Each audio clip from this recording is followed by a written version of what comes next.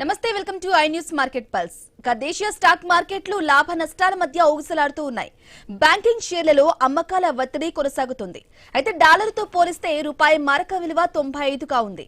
Coal India, HCL Tech, Apollo Hospitals, Bajaj Auto, భారతీయ Airtel షేర్లు లాభాల్లో ఉన్నాయి. ఇక Eternal, Grasim, HDFC Life, ICICI Bank, JioFin, ITC, IndiGo షేర్లు నష్టాల్లో ఉన్నాయి. బ్యాంకింగ్ రంగంలో అమ్మకాల ఒత్తిడికి అసలు కారణాలేంటి? అయితే ప్రస్తుతం ఏ రంగాల్లో పెట్టుబడులకు అవకాశాలు ఉన్నాయి?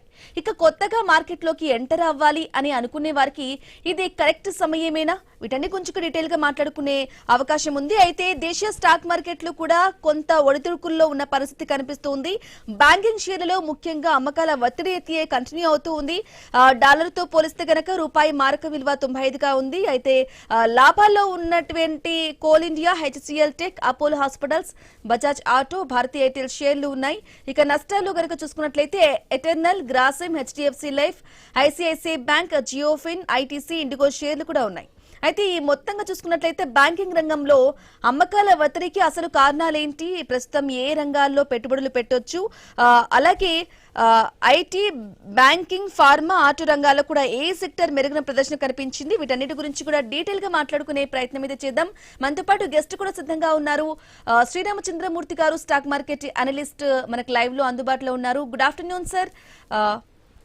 ఎస్, ఈరోజు స్టాక్ మార్కెట్ ప్రధానంగా అంటే ఒడిదుడుకుల్లో కొనసాగుతుంది. లాభాలు నష్టాల మధ్య కూడా కొంత ఊగిసలాడుతున్నట్టు కనిపిస్తుంది. అసలు ఏంటంటే రీజన్ ఏంటంటారు?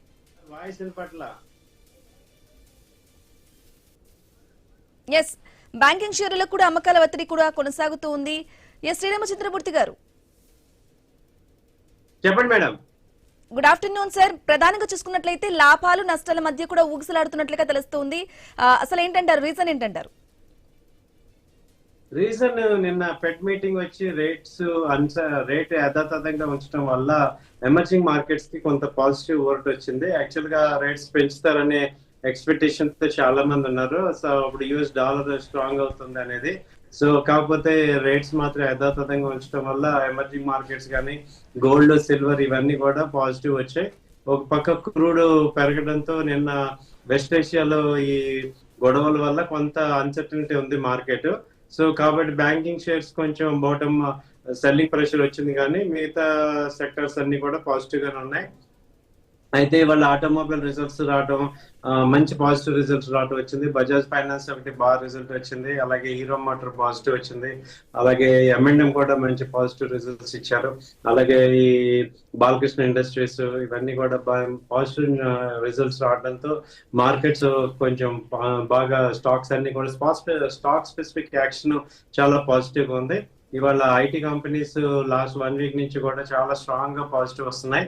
అలాగే ఫార్మా కానీ, ఆటోమొబైల్, బ్యాంకింగ్ స్టాక్స్ ఒకటి ఇవాళ కొంత డౌన్ వచ్చినాయి. దాంతో బ్యాంక్ నిఫ్టీ కొంచెం మైనస్ లో ఉంది. నిఫ్టీ అయితే మార్నింగ్ నుంచి కూడా ప్లస్ లోనే ఉంది. యావరేజ్ గా నిన్న కొత్త ఎక్స్పైరీ రావడం వల్ల ఈ రోల్ ఓవర్స్, ఈ యొక్క ప్రీమియమ్స్ అడ్జస్ట్మెంట్స్ అన్ని కూడా ఇవాళ ఇంపాక్ట్ అయ్యింది. రేపటి నుంచి మామూలుగా స్టెబిలిటీ అయ్యే ఛాన్సెస్ కనపడుతున్నాయి స్టాక్ మార్కెట్ అంతా కూడా. శ్రీరామచంద్రమూర్తి గారు, అయితే లాస్ట్ వీక్ చూసుకున్నట్లయితే కూడా మొత్తంగా నష్టాల్లో కొనసాగాయి. మరి ఈ వీక్ కొంత లాభంలో అయితే కంటిన్యూ అవుతున్నాయి. మరి ఇదే కంటిన్యూ అయ్యే అవకాశం ఉందంటారా? ఇది కంటిన్యూ అయ్యే అవకాశం ఉందండి. ఎందుకంటే లాస్ట్ 1 వీక్ నుంచి కూడా ఈ ఫెడ్ ఇంట్రెస్ట్ రేట్స్ నుంచి కూడా చూస్తున్నాము. దీని వల్ల ఏంటంటే కొంచెం ఎమర్జింగ్ మార్కెట్స్ అన్ని కూడా బాగా పాజిటివ్ ఉండే ఛాన్స్ ఉంది.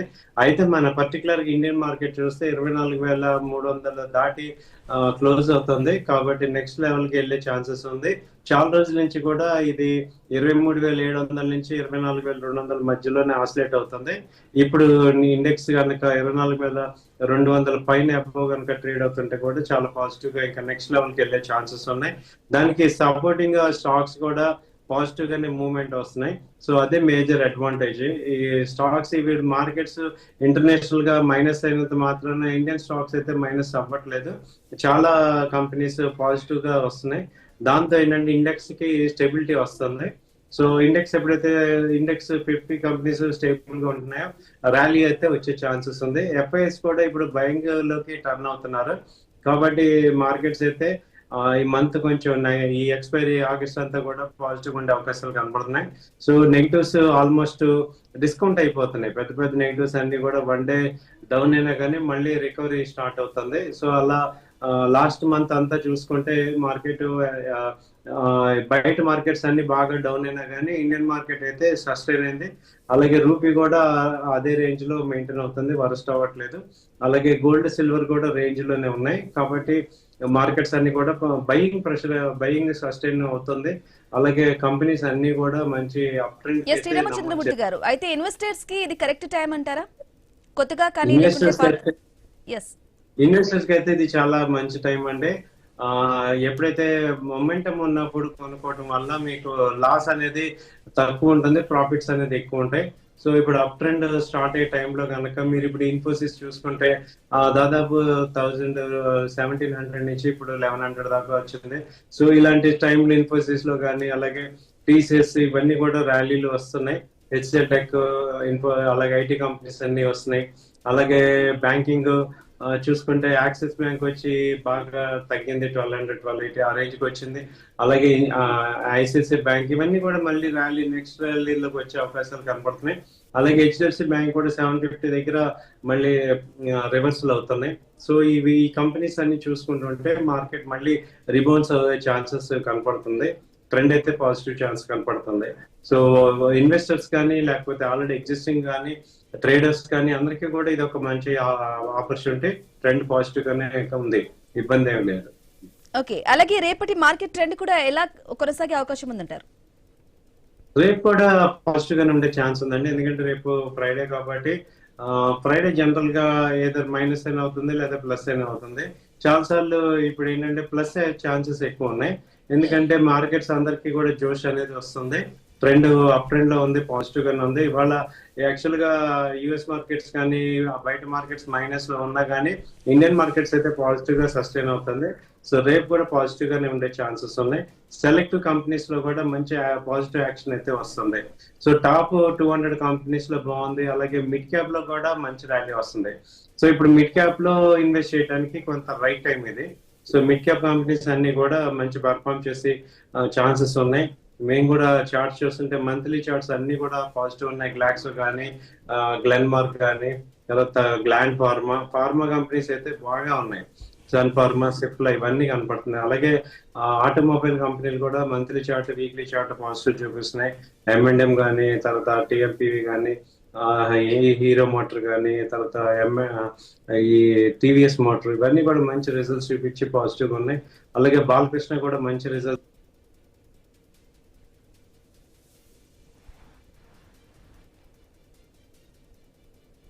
రైట్, ఇక దేశీయ స్టాక్ మార్కెట్లు ఒడిదుడుకుల్లో కొనసాగుతూ ఉన్నాయి. బ్యాంకింగ్ షేర్లలో అమ్మకాల ఒత్తిడి కూడా కంటిన్యూ అవుతూ ఉంది.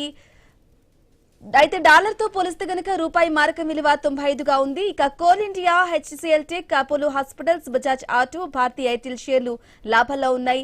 ఎయిర్టెల్, గ్రాసిమ్, అలాగే HDFC Life, ICICI Bank, JioFin, ITC, IndiGo షేర్లు కూడా నష్టాల్లో ఉన్నాయి. బ్యాంకింగ్ రంగంలో అమ్మకాల ఒత్తిడి కూడా కారణాలేంటి, అసలు ప్రస్తుతం ఏ రంగాలపై పెట్టుబడులు కూడా పెట్టొచ్చు అంటే గనక ఇప్పుడు ఇన్వెస్టర్స్ కి కరెక్ట్ సమయం, సరైన సమయం అని అయితే చెప్పడం జరిగింది. అయితే లాభాల్లో Coal India, HCL Tech, Apollo Hospitals, Bajaj Auto, Bharti Airtel షేర్లు ఉన్నాయి. వీటిలో గనక ఇన్వెస్టర్స్ లు పెట్టేస్తే గనక కొంత ఆశాజనకంగా ఉండే పరిస్థితి అయితే కనిపిస్తుంది అంటూ కూడా శ్రీరామచంద్రమూర్తి గారు కూడా చెప్పడం జరిగింది.